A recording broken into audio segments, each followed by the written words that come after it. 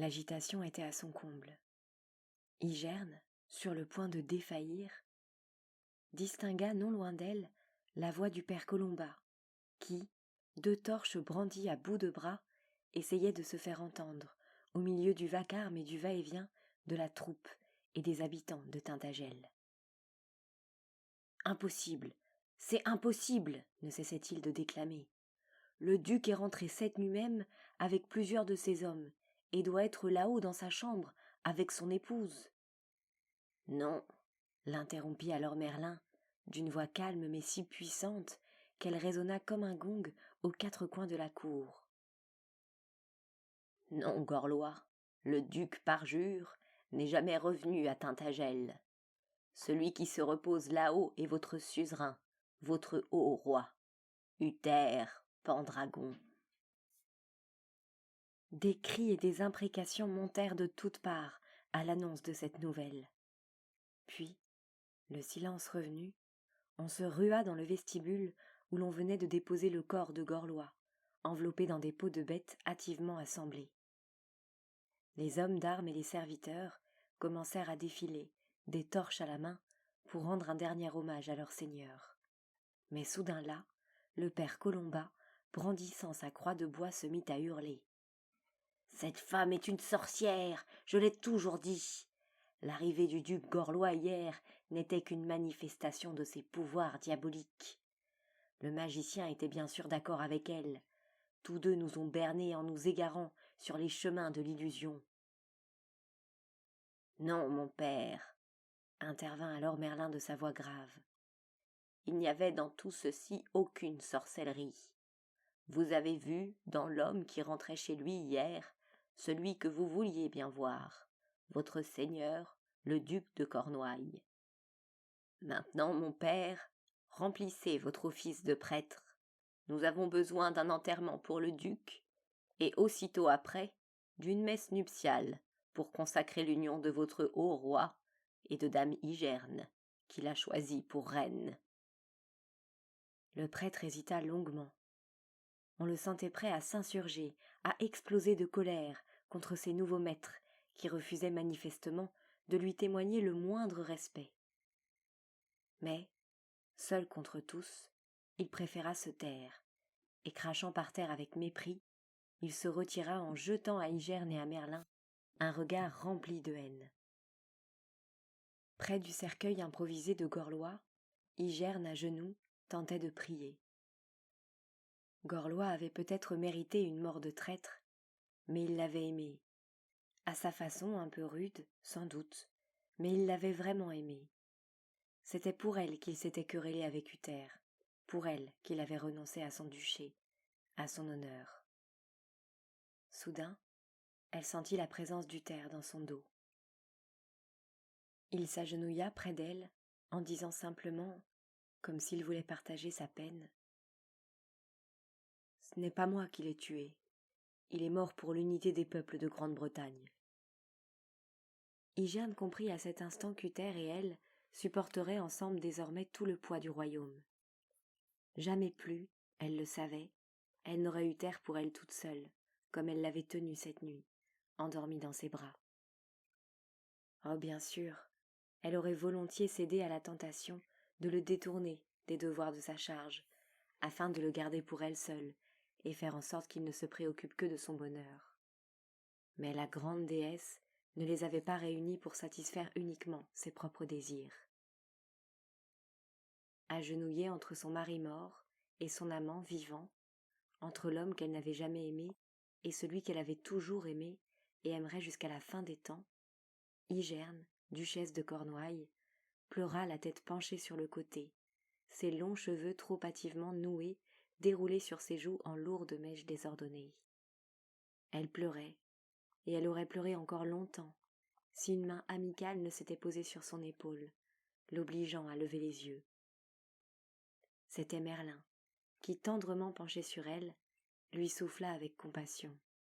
« Votre destin vous avait été annoncé, Igerne. Acceptez-le avec courage. Je ferai tout pour vous aider. » Elle sourit à travers ses larmes et répondit. Merci, vénérable. Désormais, cependant, croyez bien que j'en ai fini à tout jamais avec la sorcellerie, que la volonté de Dieu soit faite. » Le regard du magicien se fit plus tendre encore, lorsqu'il reprit, d'une voix si douce qu'elle en fut presque surprise. « Pensez-vous vraiment, ma petite enfant, que toute notre sorcellerie peut avoir d'autre but que la seule volonté de Dieu ?» Igerne se leva, et voyant approcher le père Colomba, venu accompagner la dépouille de Gorlois, emportée par 4 soldats en direction de la chapelle, elle toucha le bras du prêtre, en lui confiant tout bas à l'oreille. « J'ai une pénible confession à vous faire, mon père, avant que mon mari ne soit mis en terre et que le roi Uther ne me prenne pour épouse. Voulez-vous m'entendre ?» Il la regarda surpris et marmonna sans que personne d'autre puisse l'entendre. « Non, madame, plus tard, je vous attendrai à la tombée de la nuit. » Puis, sans ajouter un mot de plus, il s'éloigna pour rejoindre le cortège funèbre. Avant tout, Igerne devait maintenant s'occuper des serviteurs du château, qui attendaient ses ordres, et aussi réveiller Morgane, pour lui annoncer la mort de Gorlois. Heureusement, celle-ci était trop jeune pour en souffrir vraiment. Très vite, elle oublierait jusqu'au visage même de son père. Le soleil se levait à peine lorsqu'elle appela ses femmes, leur demandant de préparer sa robe la plus somptueuse et ses plus beaux bijoux. Comme elle se retrouvait nue devant son miroir, quelque chose l'incita à poser ses mains sur son ventre. Dans un ultime sursaut de prescience magique, le dernier avant l'abandon définitif de toute forme de sorcellerie, Igerne sut, avec certitude, que depuis la nuit passée, elle portait en son sein le fils d'Uther. « Mon premier véritable souvenir, » raconta Morgane des années plus tard, « est celui du mariage de ma mère avec Uther Pendragon. Quant à mon père, je me le rappelle très peu. Il m'apparaissait dans mes chagrins de petite fille comme un homme lourd, à la barbe et aux cheveux sombres, une longue chaîne d'argent pendant à son cou. Devenue plus grande, lorsque j'étais malheureuse, que ma mère me grondait, je me consolais en pensant que si mon père avait été en vie, il m'aurait aimée et m'aurait prise sur ses genoux. Mais maintenant que je suis plus vieille et que je sais quel homme il était, je crois qu'il m'aurait plutôt enfermée dans un couvent, dès la naissance d'un frère. Non qu'Uther eût été méchant avec moi, mais il ne portait aucune attention à la petite fille que j'étais. Son épouse l'accaparait totalement, comme lui-même occupait Igerne tout entière, et je compris très vite que ce grand géant blond m'avait définitivement pris ma mère. Bien sûr, lorsqu'Uther était à la guerre, et il y était souvent à cette époque, elle s'occupait de moi davantage, me gâtait, m'apprenait à coudre et à teindre les tissus. Mais dès que les hommes d'Uther étaient en vue, on me renvoyait dans ma chambre, où l'on m'oubliait jusqu'à ce qu'un autre combat le rappelât au loin. Non seulement je lui en voulais, mais je le détestais. C'est avec un profond déplaisir que je voyais le dragon rouge de ses bannières flotter à la tête de ses troupes sur le chemin du retour. Ce fut pire encore lorsque naquit mon frère. Ah, cette petite chose hurlante, toute rouge, suçant le sein de ma mère. En outre, elle me demandait d'en prendre soin, comme elle le faisait, et je devais l'aimer sous prétexte qu'il était mon petit frère. L'aimer. Je le haïssais, oui, de toute mon âme. Je le haïssais, car depuis sa naissance, j'étais devenue trop grande pour tout. Trop grande pour venir embrasser ma mère, trop grande pour poser ma tête sur ses genoux lorsque j'étais triste, trop grande pour lui demander d'attacher les rubans de ma robe. J'aurais voulu le pincer, lui faire mal, mais je me serais fait horriblement gronder. Je me demande d'ailleurs parfois si, de son côté, elle ne me détestait pas. Quant à Uther, non content de ne s'intéresser qu'à son fils, il souhaitait ardemment en avoir un autre. Certains racontaient que cet enfant n'était pas le sien, mais celui du duc de Cornouailles. Moi je ne l'ai jamais cru, car Gorlois était très brun, avec un nez aquilin et des yeux noirs, tandis que mon frère était, comme Uther, blond, avec des yeux gris et un nez plutôt retroussé. D'ailleurs, lorsqu'il était bébé, on l'appelait Gwydion, le brillant, à cause de la blondeur de ses cheveux. Dès l'âge de 6 ans, on l'envoya chez Hectorius, l'un des vassaux d'Uther dans le nord, près d'Eborasum, et Uther demanda qu'il fût élevé en chrétien. On le baptisa alors, en lui donnant le nom d'Arthur. Mais du jour de sa naissance jusqu'à son départ, l'enfant ne m'a pas quitté. Ma mère me l'amenait en disant chaque fois « C'est ton petit frère, tu dois l'aimer et en prendre bien soin. » Moi j'aurais voulu le jeter du haut de la falaise. Je me souviens qu'un soir, où l'on attendait le retour d'Uther à Tintagel, Igerne avait mis sa plus belle robe, son collier d'ambre et sa pierre de lune, puis elle nous avait embrassés distraitement, mon frère et moi, uniquement préoccupés de voler dans les bras de son mari.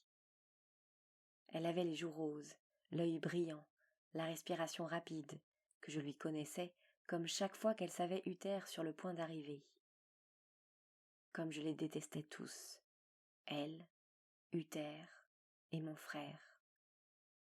Je m'étais assise, en larmes, sur la dernière marche de l'escalier, attendant que notre nourrice vienne nous chercher, lorsque mon frère se mit à courir à la suite d'Igerne, qui s'éloignait vers la cour. Encore incertain sur ses petites jambes, il trébucha et se blessa en tombant. Je criai alors pour faire revenir ma mère, mais elle était si pressée d'aller au-devant de son roi qu'elle se contenta de se retourner en me lançant avec agacement. « Morgane, je t'ai déjà dit 1000 fois de veiller sur ton frère. » Je dus donc le relever seul, le consoler, l'essuyer avec mon voile et l'asseoir sur mes genoux. Il s'était ouvert la lèvre et sanglotait en appelant à grands cris sa mère. Mais celle-ci ne revenant pas, il mit en désespoir de cause ses 2 bras autour de mon cou, sa tête au creux de mon épaule, et finit par s'endormir. Ses cheveux étaient doux, mouillés de larmes, et tout à coup, j'ai senti que puisque notre mère nous abandonnait tous les deux, je devais la remplacer auprès de lui. J'étais trop grande pour pleurer, et il me fallait protéger maintenant plus petit que moi. Je devais avoir 7 ans. Lorsque Morgause épousa le roi Lot des Orcades, l'occasion me fut offerte de porter ma première belle robe, avec un collier d'ambre et d'argent. J'aimais bien Morgause, parce qu'elle s'était souvent occupée de moi à la place de ma mère, et qu'elle me parlait parfois de mon père, contrairement à Igerne, qui après sa mort ne prononça jamais plus son nom. Mais Morgause me faisait aussi un peu peur. Elle me pinçait, me tirait les cheveux, et se moquait de moi à tout propos. « Vous êtes une enfant des fées, me disait-elle en riant. Vous devriez vous peindre le visage en bleu et porter des peaux de bête, Morgane la fée. » Je n'ai jamais très bien compris pourquoi Morgause s'était mariée si jeune, ni les raisons de cette union. Ma mère fut cependant heureuse de la voir partir. Sans doute parce qu'elle trouvait que sa jeune sœur regardait Uther d'une drôle de façon. Morgause cherchait à séduire tous les hommes qui passaient à sa portée, une véritable chienne en chaleur. Toujours est-il que, le jour du mariage, j'entendis chacun se féliciter sur les bonnes raisons qu'avait eues Uther de mettre un terme à sa mésentente avec Lot des Orcades, allant jusqu'à lui donner sa propre belle-sœur en mariage. Lot était, à mon avis, un homme plein de charme. Quant à Morgause, elle semblait l'aimer, ou du moins elle se comportait comme si elle l'aimait. C'est à ce jour que remonte ma première rencontre avec la dame d'Avalon. J'étais arrivée un peu en retard dans la grande salle où se déroulait le repas de noces, et il n'y avait plus un seul siège libre autour de la table. Je commençais à errer, désappointée, m'attendant d'une minute à l'autre à être renvoyée par ma mère ou rappelée par ma nourrice, ou casée dans n'importe quel petit coin où l'on ne me remarquerait pas, car si en Cornouailles j'étais princesse, là, à Caerlon, cour d'Uther, je n'étais rien d'autre que la fille de la reine, et d'un homme qui avait trahi son haut roi. C'est alors qu'une petite femme, assise sur un banc recouvert de coussins brodés, m'appela en m'ouvrant les bras. « Venez là, Morgane. Vous souvenez-vous de moi ? Non, bien sûr, je n'en avais aucun souvenir. Mais lorsque je regardais ce visage à la peau sombre, resplendissant de gaieté, il me sembla que je la connaissais depuis toujours. Pourtant je fis la moue, tant j'avais peur qu'elle me demande de venir m'asseoir sur ses genoux, comme un bébé.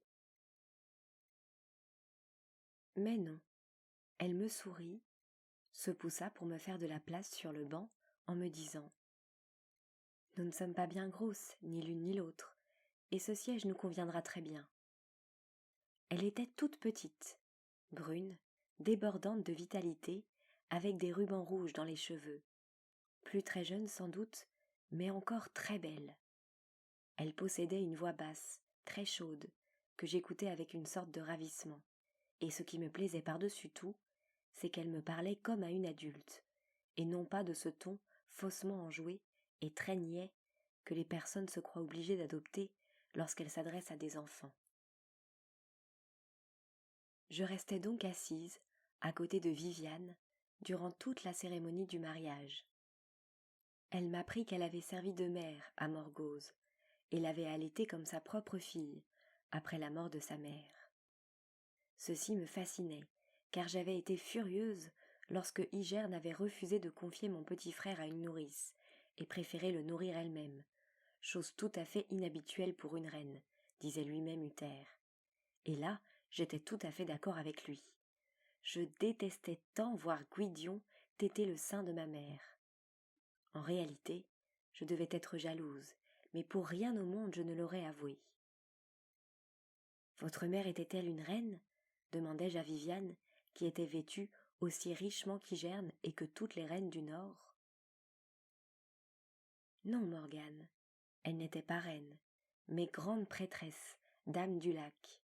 Et moi, je suis la dame d'Avalon, comme elle l'était avant moi.